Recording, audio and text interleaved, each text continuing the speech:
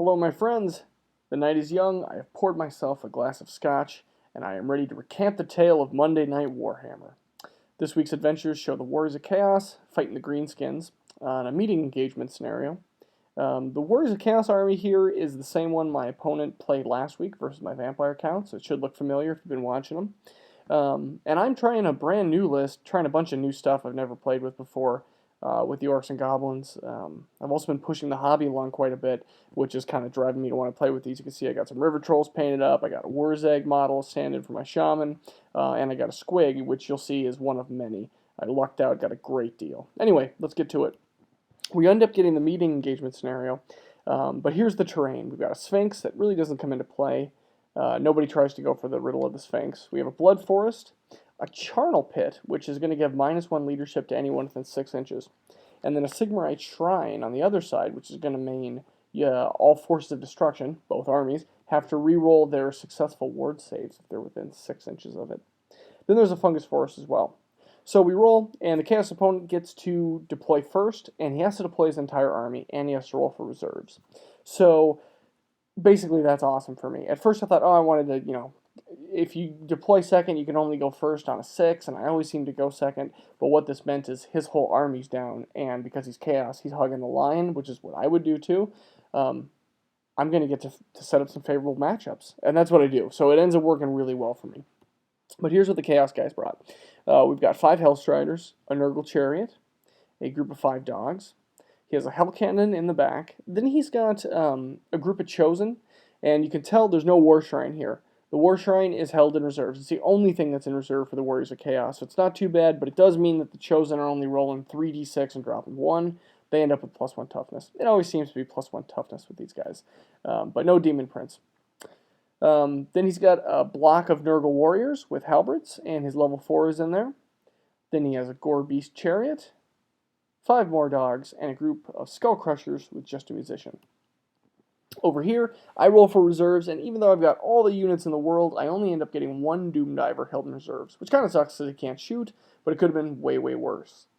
So here's what I've got. I got a Spear Chuck on this side, and you know what? I threw it off on this flank because I'm like, I know his Hellstriders are there, but he can't charge me turn 1, and maybe I can just, I'm kind of forcing him to move his Hellstriders over here, and otherwise I'm going to get flank shots with it. Then I've got a Wolf Chariot to try to muck up the works with his Hellstriders a little bit. I've got a Pump Wagon that is upgraded to have the, I think it's Exploding Spores? I forget what it's called, but it's the no armor save on impact hits, which is fantastic against Warriors of Chaos.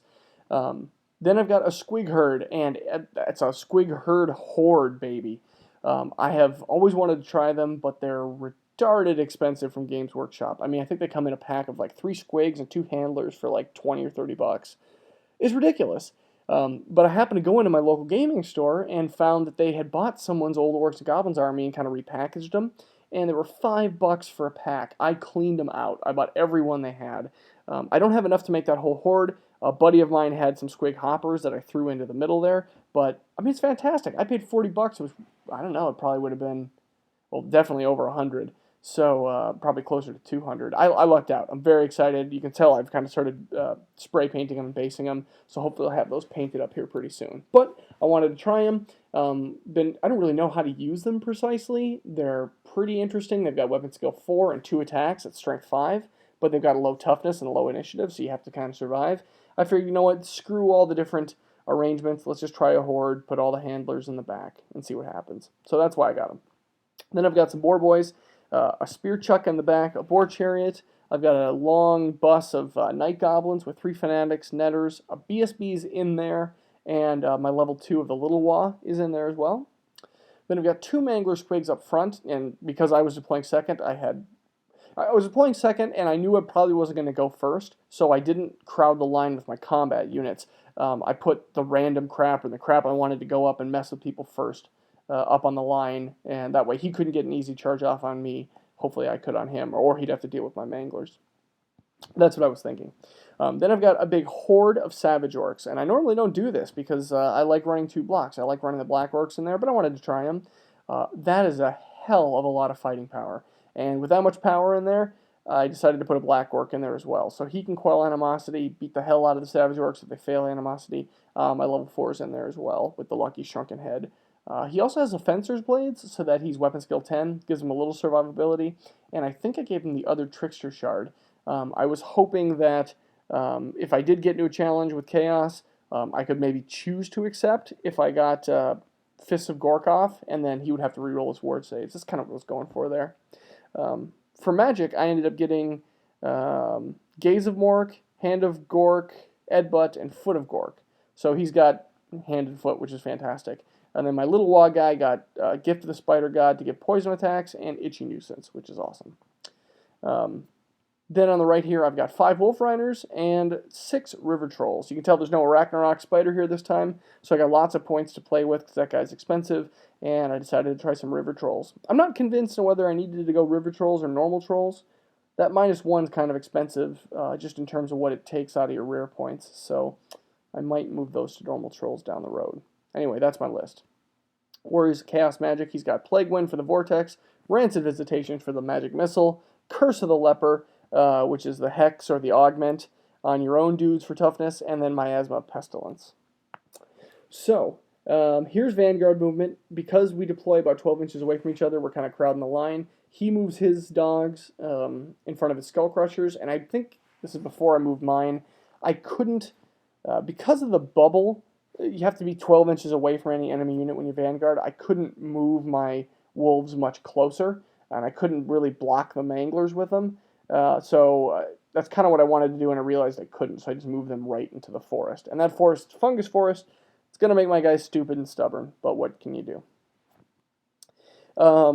Chaos turn 1, let's get into it here. The Hell Cannon ends up rolling its leadership test and failing, and then it fails on the BSB reroll as well, so no shooting this turn. It has to charge the nearest enemy unit. It can't legally make a charge, but it is in range. Like, it can't fit through anyone, obviously. So we just had to move forward and bump off the back of the Chosen. We were pretty sure it didn't do anything negative. It just couldn't, like, shoot this turn. So because I couldn't block with my dogs, he moves his dogs into my Mangler, and they both blow up, causing an insane amount of wounds and blowing them both to hell. Over here, his dogs move up in front of his Chosen here. Now, I didn't realize this till I took the picture. I can never remember on people's dogs if some of them are fast cav, if they're Vanguard or whatever, but just looking now, I know his dogs have Vanguard, but that's it. So he kind of basically did the free reform thing with them. They should be at the angle. They should get their Swift reform in the beginning. Well, they wouldn't even get a Swift reform. They just get a reform and then they can move. So he's got them facing the wrong way here. I didn't realize it at the time. But it ends up working in my favor, but those dogs should be at an angle. So I will note that for next time. His War Shrine moves on at the top there, as you can see. His Chariot moves up on the left side. His Skull Crushers, they failed their leadership test in the beginning, but his dogs, before they moved into the Mangler, were in the way, so they didn't have to charge. And he just moves up a little bit with him. He's, same with his Chariot, that's by the Sigmarite Shrine. He's not wanting to get too close to me because he doesn't really declare any charges. So that's what it looks like at the end of movement here. And then his Hellstriders scoot up on the left flank, and they are going to threaten to come in on my Spear Chucker. Now, he couldn't charge first turn from Vanguarding, and hopefully I can block him with my Chariot, which is what I'm going to try to do. During Magic, it's 7 dice to 7, so it's tied. He throws 2 dice at the bounce spell, targeting the bounce spell from his War Shrine, targeting his Champion and Lord and those guys. I throw 2 dice and dispel it, so no Demon Prince yet. Then he throws the remaining 5 dice at Plague Wind and ends up rolling pretty low, rolls like 3 1s. And I was able to dispel it on my 5 dice. So, he was just going to send it right down the middle and start messing with my guys, but didn't have to worry about it. And because his Hell Cannon failed the leadership test, there's no shooting. So we go into Orcs Goblins turn 1. And I have no problems with animosity, but screw it, I'm charging. So first I declare a charge with my Boar Boys into his dogs, and he holds. I think he realized at the time that if his dogs fled, it would have caused a panic test, but I would have easily gotten into his Chosen, my Boar Boys. So because he was holding, I decided let's declare a charge with the squig herd on those same dogs. I could have gone against the Chosen, but I would have had to go through the forest a bit there. So I thought, well, let's see if he flees with the dogs, and he held. So it was kind of a long distance. I think if he had fled with his dogs, it would have been harder for me to get in. I probably would have failed the charge on the Chosen redirecting. But because he held, I'm going to hopefully overrun. And it's a decent distance. I needed a 7, I think, maybe an 8 on the squigs.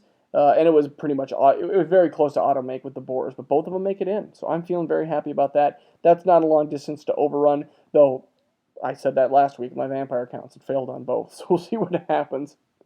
Um, I pump harder with the pump wagon, but 3 dice gets me 1 inch shy. I actually rolled really far, but I was 1 inch shy of slamming into his chariot here. And I have enough movement just barely with the chariot to block him from coming into my spear chukka. So I'll get to shoot him once at least and can decide if I want to angle a Doom Diver or the other spear chukka over there, but I'll be able to block him up. And if I'm lucky, he won't be able to have enough guys left to take out the chariot. So we'll see what happens there. My trolls pass stupidity, which is awesome, and as do my wolves. Remember, they were in the stupid forest. And I charge his skull crushers with the trolls. Now, they needed like an 8 or 9, and they made it, which is awesome for me, because that's the matchup I wanted. I want to be able to puke on those bad boys. So then I march my wolves back over as far as they can go. I'm kind of blocking the chariot, but not really enough. I'm kind of blocking it from hitting my caster, but it's going to be able to just wheel around. But then my Mangler squig goes through his chariot, which is what I was hoping.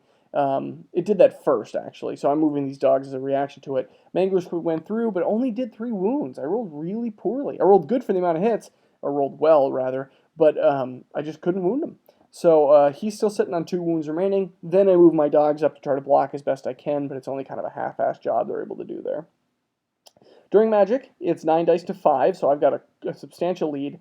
I throw a bunch of dice first off at Foot of Gork, thinking I'm going to draw a Dispel, and then my plan is once he's low on dice, I'll either draw his Dispel scroll or I'll get off Hand of Gork and can move my Mangler squig in front of his warriors to stop them from coming. So basically on the right side of the screen, I'm going to pick up that Mangler, I'm going to move him there so the warriors can't come in without severe losses. But I throw 5 dice for some reason and get Irresistible Force, and the foot goes off. And go off it does. It stomps 3 times on the Chosen, killing, as you can see, 12 of them. It's Irresistible Force, you can't do anything about it.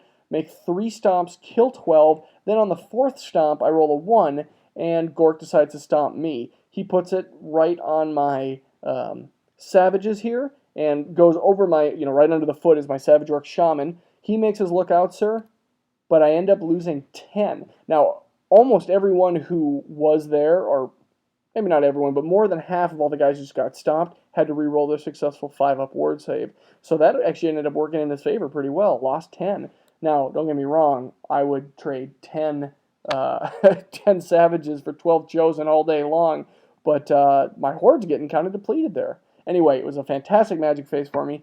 In the miscast result, it's a backlash. I end up only losing 1 level, and then I throw a couple dice, and I can't cast with him anymore. I throw the rest of my dice, I think 4 I had left or something, at Gift of the Spider God on my squigs. I'm like, hell yeah, let's try it. Let's poison those squigs up. And he was able to dispel it, no problem. But that was one hell of a magic phase. He's hurting now. So we go into shooting phase, and I land a Doom Diver right on... I aim at this chariot, which has 2 wounds left. The Mangler couldn't finish it off, remember. It drifts 4 inches off. I correct an exact 4 inches back, and I only wound once. And he makes his save, so absolutely nothing from the Doom Diver there. So that blue line indicates that I'm taking a second shot with my Spear Chukka. I decide, you know what, ignore the Slaneshi Steed. It's not a big deal. Let's try to take a shot and finish off this chariot, and I miss. So the chariot lives at least for another round. Over here, this Spear Chukka, it decides to shoot. It's not going to take a long shot across the board, so it shoots at these Slaneshi Steeds, picks one off, but I can't panic them. That's not even 25% anyway. But we'll try to chip him away as best we can.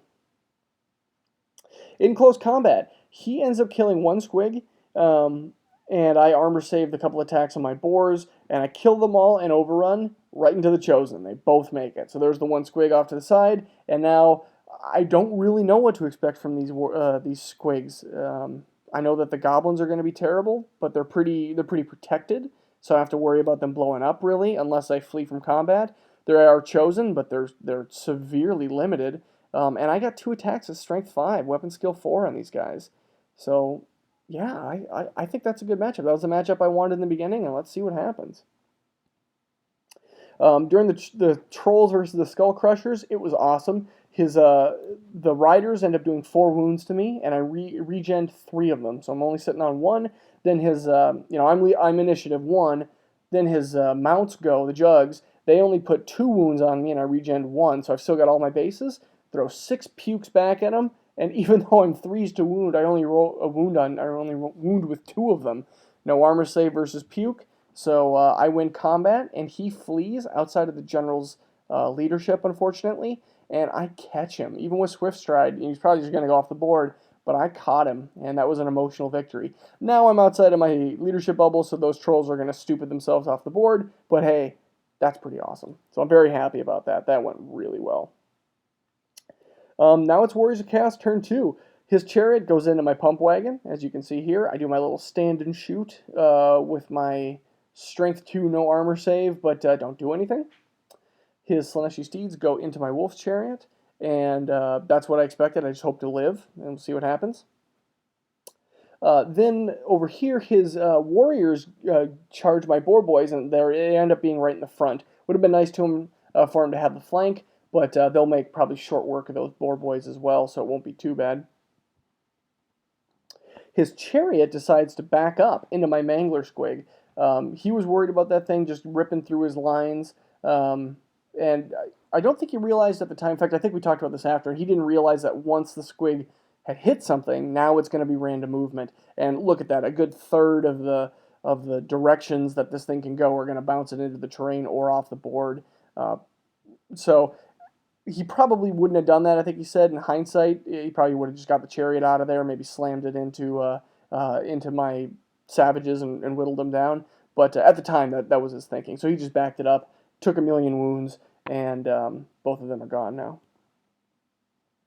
And here's just a picture of what the end of movement looks like. So you can see the blocks are still kind of struggling to get together, and I'm just leading with the guys I want in combat. During Magic, it's 4 dice to 4. He throws all 4 dice at Plague Wind, and you can see he puts it on his guy. He's going to hit my boar boys, and he's going to send it right down the line. And this is where he aims it. It goes off Irresistible Force with 4 dice. I was going to throw my Dispel Scroll at it, but no chance. So he kills 2 boars right off the bat. Then he kills... I made my Lookout Sir with the Black Orc there on the upper left corner. But 2 of them die. I think I made maybe 1 or 2 ward saves, so I ended up doing pretty well there. And then you can see it's made a long trek. It's sitting right in front of the Doom Diver. It went a really long way. But because he got Irresistible Force, he's got to deal with the backlash. And he rolls a 2 on the chart. So that's the Dimensional Cascade. 11 warriors blow up. The Lord takes a wound. He blows up all of my boar boys, so there's none left in combat. So he won't have a charge bonus there for combat. And my squigs haul off, or I'm sorry, he loses 2 chosen, only 2 chosen, which actually isn't that bad. But it was the large template with the strength 10. I mean, both sides here were like, we're casting spells Irresistible Force. If it's not Irresistible Force, we don't care about it. Man, it was just crazy. Blood everywhere. In shooting, basically the same thing. He goes for max blood. He wants his 21 max hits on this Night Goblin bus and get him to flee off the board, and rolls a misfire. And on the misfire chart, he ends up eating all 3 of his Chaos Dwarves. And from what he could tell, and I had never seen this before, if he eats the Chaos Dwarves, he has to do the Monster Handler chart. I'm fairly confident that's accurate, but I've just never seen it, so I'm not quite sure.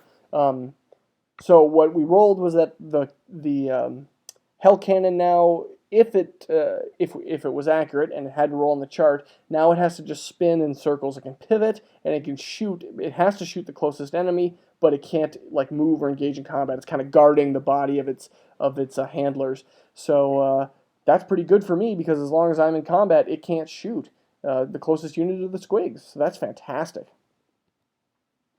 In close combat over here, he ends up doing 2 wounds to me. I do no wounds back. I have 3 total. So I end up losing combat by 3, leadership 6, I need a 3 to stick, and I roll a Mammoth Jam of 3. It's awesome, man. I'm telling you, all of our games are incredible luck one way or the other. Last week it was me just getting punished, and this week it's him. I can't believe it. So my Spear Chukka lives, and my Chariot lives. It's fantastic. It's kind of meaningless, but oh man, I was loving it.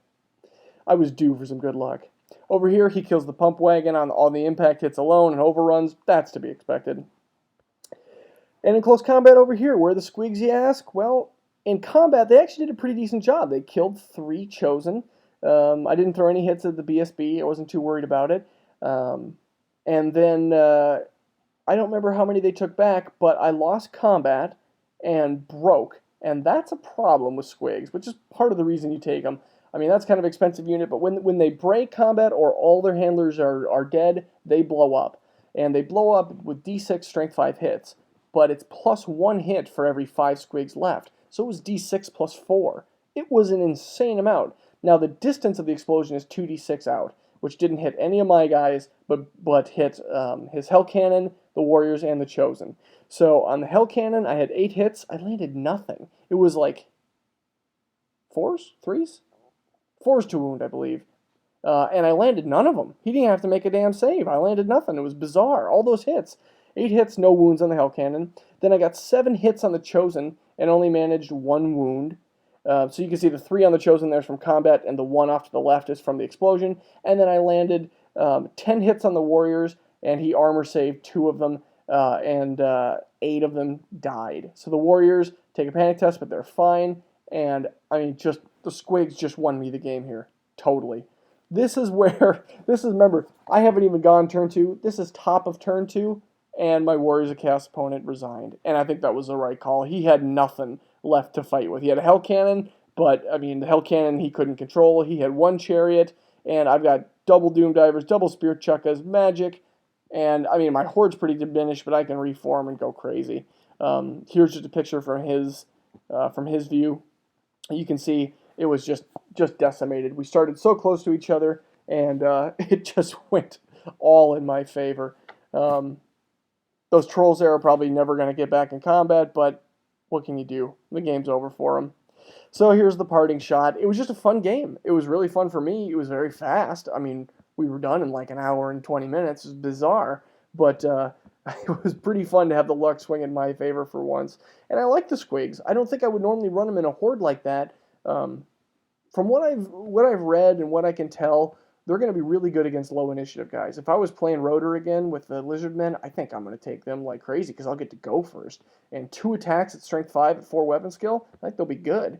But against like Warriors of Chaos, they're going to go first, and you have to have the numbers to be able to withstand the attacks or blow them up. And that was kind of an expensive unit. I think it was north of 200 points for a horde. But it did a decent amount of damage when it left. So I think it was worth it. I think I might run them at. You have to run them at 3 squig or 1 handler to every 3 squigs. So I think I might go 21 squigs and 7 handlers. But I don't know. There's a lot of debate about that. Plus, I haven't even begun to think about allocating attacks. Do you put any of the Night Goblins up front so that different groups have to allocate attacks? Do you not do that? I don't even know. The River Trolls I love, man. Against Chaos, I'm puking all day long. I won combat on the charge, and I only landed 2 of 6 pukes. I should have landed more than that. It was fantastic. He didn't even lose a model. I had to run him down. But I'm not sure if I would necessarily pay for River Trolls out of the rare points, because rares are such a high commodity. But, yeah, I guess that's about it. Just a fun game, really quick. We looked around and said, I guess we're done. And finally, Luke scores a victory. So thanks for watching, guys.